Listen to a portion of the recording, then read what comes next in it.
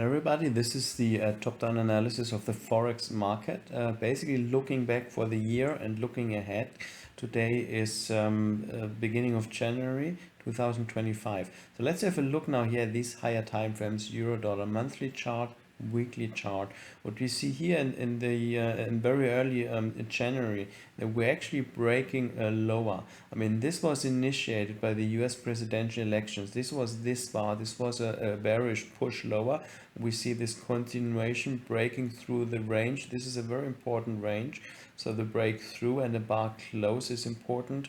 We not only get a weekly bar close, which is bearish, but as well a monthly bar close beyond the range. So this should continue. We had these two scenarios, either a bounce and then breaking low, which is what we got, or a test of the upper range.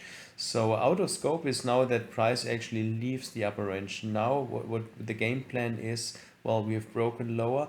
Now we're actually shooting for the par level. That's the next target, and the lowest low back down here a few years back. And then actually, well, this is not the target, right? The target is actually well beyond that. So we should see a run into the dollar. So US dollar is king. So something should happen on a global scale that initiates a rush in the US dollar. So we can actually take out that one here. So it looks very bullish for the dollar. The dollar is a swing factor according to our top-down, according to our outlook, big picture outlook, and it confirms it again, dollar strength for the years to come. Let's have a look now at a euro yen. So the euro, well, the euro appears is weak against the dollar, but it's strong against the yen. That tells us that the yen is really weak. That's in line with our big picture outlook as well. We see here how we've made a huge run up, right, to the 170. Well, the target is slightly higher.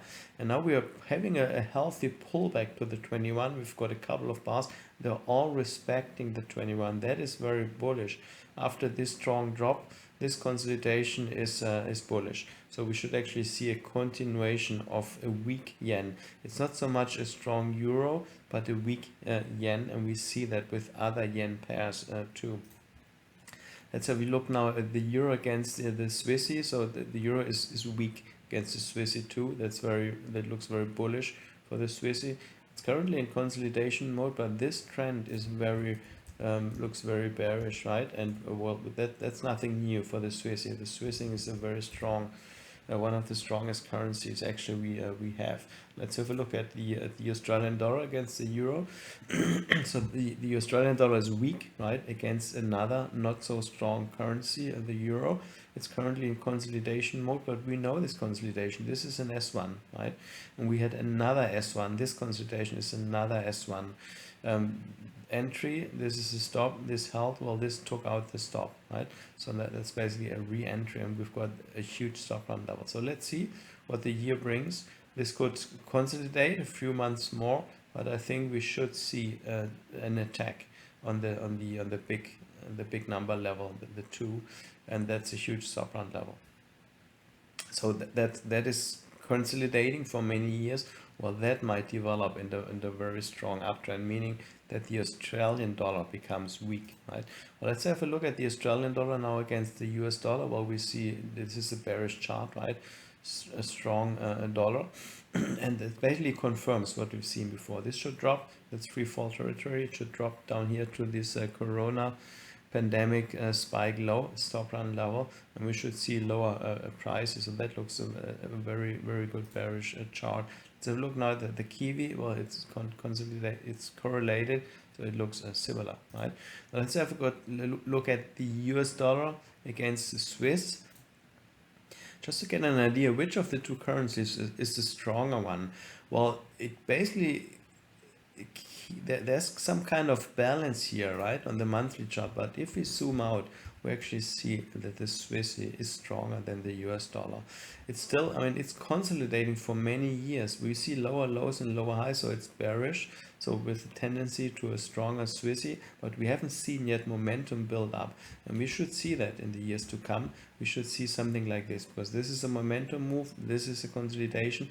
We have not seen yet momentum to build up, and we should see that once this consolidation is coming to an end. Now let's have a look at the CAD versus the dollar. The dollar is stronger than the CAD. That's a very bullish chart. We had marked that this consolidation, once it breaks higher, it should start run, because this is there's no resistance in the way. This is stop run level. So that the price gets pushed to and pulls to and then pushed through. Looks very bullish here. So strong dollar and a weaker CAD. Now let's have a look here at the yen pairs. So the yen overall is weak, right? And we can see it here. It's a huge run, right? That was based on an S1. Whenever there's a huge run, well, prices need to rest. They need a refresher, and we see that. That's the pullback refresher, right? And then, well, that's basically here a consolidation refresher, another pullback refresher. Well, let's see. We had some central Bank of Japan interventions, whether they will intervene again at the 160 level. But we should see higher prices. I don't think this is the end. And well, that's a consolidation. There was a momentum move, so we're basically putting in a similar move, and the target is up here. So it's not over yet. It seems like the yen is really weak. Well, what could be the reasons? Well, then we think about the big picture outlook. Well, it might be that the Japanese government gets into trouble with its very big mountain of debt. So an increase in the yield, well, that might lead investors fleeing, and not only investors, I mean Japanese investors as well, not only foreigners, flee the yen and go into other currencies. This might be an explanation why the yen basically implodes, right, against all other currencies. Let's have a quick look at the other yen crosses. Looks very similar, right? It looks bearish. Here we've got a few stop run levels. It has not yet taken out all of them, right? This is a very important one. So we're not at the end here. We're kind of, well, there should be a few more waves for weakening the yen. Similar here, the New Zealand yen. This is an S1. We're just testing the consolidation high, so that the target is up here. So there's more room to go for a weaker yen. The same here with the pound yen. This is a bullish chart, right? We're just consolidating nicely, coming back to the 21 moving average. Now let's have a look at a few Swiss pairs. Odd Swiss, so a weak Australian dollar against strong Swiss. Well, that's what we see here. Beautiful stop run levels that can should develop momentum once we break lower. This is a consolidation, right? It's an S2 pattern right here, and it will just need a bit of more time to work its way lower as well. Here, CAD Swiss, so the Swiss is very strong against the CAD. And let's have a look at the CAD now.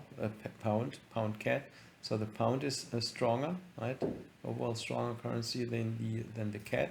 That looks bullish. It has the bulls have been able to break this consolidation with bar closes. Now they're nagging on this level. That's the stop run level.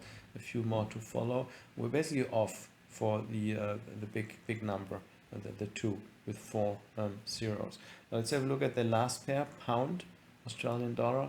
Again, it's a very bullish chart, right? This is an S1 on a monthly chart, and we are just getting only close to the consolidation high. This is a stop run level. This is a stop run level. So there's much more either pound strength or Australian dollar weakness ahead. So these are great charts. I'm looking forward for this coming year. Thank you.